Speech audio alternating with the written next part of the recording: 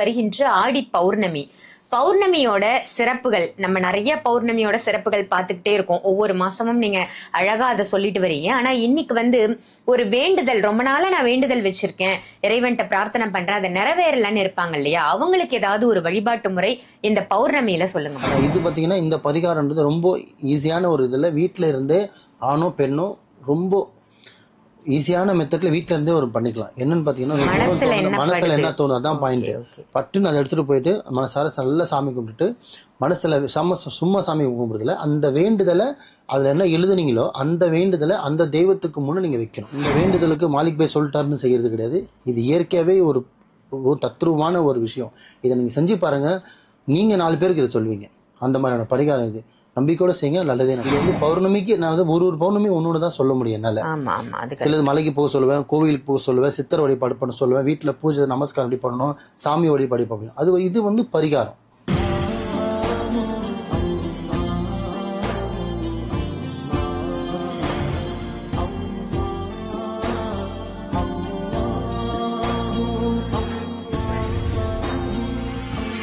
மருஜன்ம நேயர்கள் அனைவருக்கும் அன்பான வணக்கங்கள். புழல் காவங்கரை MM டவர்ஸ்ல இருக்கக்கூடிய மாலிக் பாய் அவர்களை தான் சந்திக்க வந்திருக்கோம். வணக்கம் பாய். வணக்கம்மா பாய். நிறைய நல்ல பதிவுகள் நம்ம மருஜன்மத்துல கொடுத்துட்டு வரீங்க. அந்த வகையில இன்னைக்கான டாபிக் வருகின்ற ஆடி பௌர்ணமி.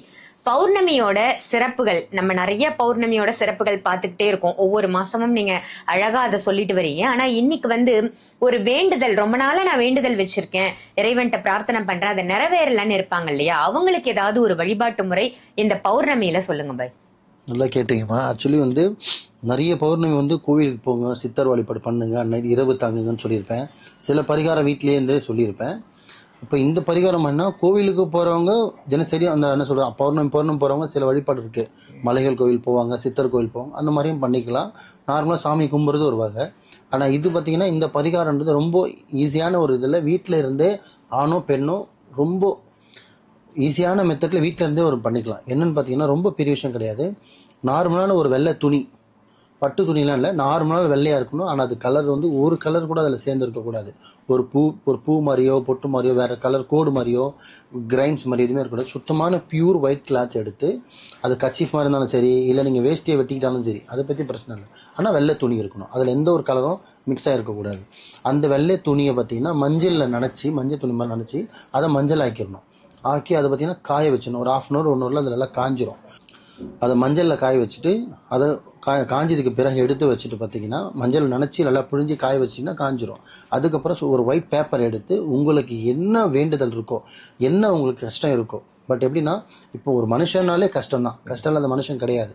இப்போ உங்களுக்கு ஒரு 10 விஷயம் ஆகணும்னா அதில் 10 விஷயமும் எழுதக்கூடாது.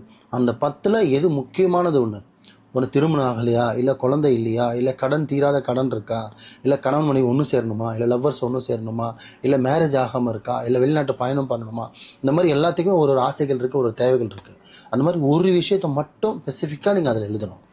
இந்த மாதிரி எனக்கு எக்ஸாம்பிள், இப்போ எனக்கு என் பொண்ணுக்கு திருமணம் ஆகணும், பொண்ணு பேர் போட்டுட்டு நீங்கள் இஷ்ட தெய்வம் பேரும் போடலாம், இல்லை நீங்கள் என்ன வேணாலும் எழுதலாம். ஆனால் மெயினாக எழுத வேண்டிய விஷயம் எந்த விஷயத்துக்காக எழுதுகிறோம். இப்போ என் பெண்ணுக்கு திருமணம் ஆகணும், இந்த வயசு ஆகுது, பேர் இது, திருமணம் ஆகணும் மனசார வேண்டிக்கிட்டு நன்றி சொல்ல மாதிரி எழுதிட்டு அழகாக என்ன பண்ணணும், அதை அந்த மஞ்சள் தூணில் முதல்ல வச்சிடணும். அதுக்கப்புறம் பார்த்தீங்கன்னா ஒரு 10 ரூபாய் நோட்டு, அது கூட 1 ரூபாய் காயின், மொத்தம் 11 ரூபாய் நியாசன்னு சொல்லுவாங்க இதில். அந்த 11 ரூபாய் என்ன பண்ணணும், அதில் வச்சுட்டு அதை அழகாக முடிச்சு போட்டு சின்னதாக முடிச்சு போட்டுடணும். முடிச்சு போட்டுட்டு நீங்கள் சாமி வழிபாடு போகிறனால ஒரு பூஜை ரூமோ இல்லை ஒரு ஸ்லாப் மாதிரி வச்சுருக்கீங்களோ, இல்லை பூஜை ரூமில் வழிபாடுறீங்கன்னா அன்றைக்கி அப்படியே பௌர்ணமி அன்றைக்கி சாமி கும்பிடுவீங்க. இந்து பரிகார சாங்கியத்தில் பார்த்தீங்கன்னா எல்லாருமே பௌர்ணமி அன்றைக்கி வீட்டில் சாமி கும்பிடுவாங்க. அப்போ அதை வச்சுட்டு நீங்கள் எந்த மெத்தடில் சாமி கும்பிடுங்களோ, வத்தி காட்டுறது, தீபத்தனை காட்டுறது எல்லாமே சாமி கும்பிட்டு முடிச்சுட்டு மனசார வேண்டிட்டு அந்த அப்படியே அந்த துணியை எடுத்துக்கிட்டு முடிச்சு போட்டு வச்சிடுறீங்க இல்லையா, அதை அப்படியே எடுத்துகிட்டு பக்கத்தில் நேர்பையில், ரொம்ப தூரம் தான் போனோம், மலை கோயில், குகை கோயில் அப்படிலாம் இல்லை, வீட்டாண்ட விநாயகர் கோயிலோ, அம்மன் கோயிலோ, ஏதோ ஒரு கோயில், நீங்கள் வாரம் போகிற கோயிலோ இல்லை மாதம் போகிற கோயிலோ, உங்களுக்கு எங்கே போகணுன்னு தோணுதோ. இதில் ஒரு ஸ்பெஷல் அதுதான். இதுக்கு பார்த்தீங்கன்னா நீங்கள் எந்த சாமி வேணாலும் நீங்கள் வழிபண்ணு வரலாம். ஆனால் இந்த பரிகாரத்தை எந்த கோவில் வேணாலும் போடலாம். ஸ்பெஷலாக இந்த கோயில் தான் போடணும் அவசியம் கிடையாது. முருகர் கோயிலோ, விநாயகர் கோயிலோ, ஆஞ்சநேயர் கோயிலோ, சாய்பாபா கோயில், ஏதோ ஒரு கிட்டக்க இருக்கக்கூடிய இந்த ஆலயத்துக்கு, ஆமாம் கிட்ட ஆலயத்துக்கு போகலாம். உங்களுக்கு எது மஸ்ட் தோணுது இங்க மனசுல மனசுல என்ன என்ன தோணும், அதான் பாயிண்ட். பட்டுன்னு அதை எடுத்துட்டு போயிட்டு மனசார நல்ல சாமி கும்பிட்டுட்டு, மனசுல சும்மா சாமி கும்பிடுறதுல அந்த வேண்டுதலை, அதுல என்ன எழுதுனீங்களோ அந்த வேண்டுதலை அந்த தெய்வத்துக்கு முன்னே நீங்க வைக்கணும். இப்போ எக்ஸாம்பிள் என் பொண்ணுக்காக காணாது, என் பொண்ணுக்கு திருமணம் இருக்குது, இதான் பேர், இந்த வயசாகுது, எனக்கு திருமணம் வரணும், நல்ல பையனாக கூடி வரணும், மனசில் நல்ல மனசார வேண்டிக்கிட்டு ஒரு 5 நிமிஷம் அப்போ தியானம் பண்ண மாதிரி வேண்டிக்கிட்டு அந்த துணியை எடுத்து பொட்டலத்தை பிரிக்கக்கூடாது, அதை அப்படியே முடிச்சு போட்டதாவே அப்படியே அந்த உண்டியில் செலுத்திடணும். இல்லை உண்டியிலே சின்ன உண்டியில் கூட எப்படியாவது உள்ள செலுத்துற வழியாக பாருங்கள். செலுத்திட்டு மனசார சாமி கும்பிட்டு, அது இல்லாமல் தனியாக உங்கள் விருப்பப்பட்டு நீங்கள் என்ன போடுறீங்களோ உண்டியில் காசை போட்டு மனசார வேண்டிட்டு வீட்டுக்கு ஸ்ட்ரைட்டாக வந்துடும். ஆனால் ஒரு பாயிண்ட் இதில் என்னன்னு கேட்டிங்கன்னா, அந்த இந்த வேண்டுதல் வச்சுட்டு அந்த துணி அந்த பொட்டை அந்த முடிச்சு போகிற பையை வந்து நீங்கள் போய் சேர்க்குற வரையும் ஸ்ட்ரைட்டாக கோவிலுக்கு தான் போகணும். அதை செலுத்திட்டோம் ஸ்ட்ரைட்டாக நீங்கள் வீட்டுக்கு தான் வரணுமே தவிர, ஃப்ரெண்டு வீட்டுக்கு போயிட்டு வரேன், மச்சா வீட்டுக்கு போயிட்டு வரேன், மாமா வீட்டுக்கு போயிட்டு வரேன், சொந்தக்கார வீட்டுக்கு போயிட்டு வரேன், வேலைக்கு போயிட்டு போகும்போதே போட்டு போயிடலான்ற வேலை இருக்கக்கூடாது. ஏன்னா இந்த பரிகாரத்தில் ஒரு ஸ்பெஷல் என்னென்னா, என்ன வேண்டுதல் வச்சுட்டு நம்ம அந்த கோயிலுக்கு போகிறோமோ அதை போட்டுட்டு திருப்பி நீங்கள் வீட்டுக்கு வந்துட்டு ஒரு 10 நிமிஷம் உக்காந்துட்டு அதுக்கப்புறம் தான் திருப்பி நீங்கள் எந்த ஒரு வேலைக்கும் செல்லணும். நீங்கள் வேலைக்கு போகிறவங்களாலும் சரி, இல்லை பிஸ்னஸுக்கு போகிறவங்களாலும் சரி, இந்த பரிகாரம் ஸ்பெஷல் அதுதான். என்ன மனசில் நினச்சி எழுதுகிறோமோ அதை வீட்டில் தான் எழுதிக்கிட்டு அப்படியே போகணும், அதை செலுத்தணும், வழிபாடு பண்ணணும், திருப்பி ஸ்ட்ரைட்டாக வீட்டுக்கு தான் வரணும். வீட்டுக்கு வந்து தண்ணியோ ஒரு டீ காஃபி குடிச்சிட்டு அதுக்கப்புறம் நீங்கள் என்ன வேலைக்கு வேணால் செல்லுங்கள். அதை பற்றி எந்த பிரச்சனையும் இல்லை. ஸோ ரொம்ப ஈஸியான மெத்தடு தான்.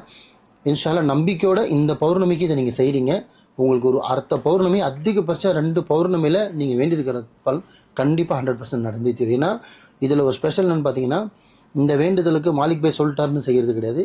இது இயற்கையாகவே ஒரு தத்ரூபமான ஒரு விஷயம். இதை நீங்கள் செஞ்சு பாருங்கள், நீங்கள் 4 பேருக்கு இதை சொல்வீங்க. அந்த மாதிரியான பரிகாரம் இது. நம்பிக்கையோடு செய்யுங்க, நல்லதே நடக்கும்.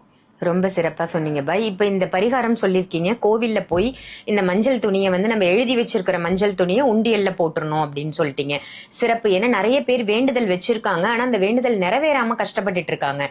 இது ஒரு நல்ல தகவலா அவங்களுக்கு அமையும். இது வந்து இந்த ஆடி பௌர்ணமிக்கு தான் பண்ணணுமா இல்ல எல்லா பௌர்ணமிக்கும் பண்ணலாமா?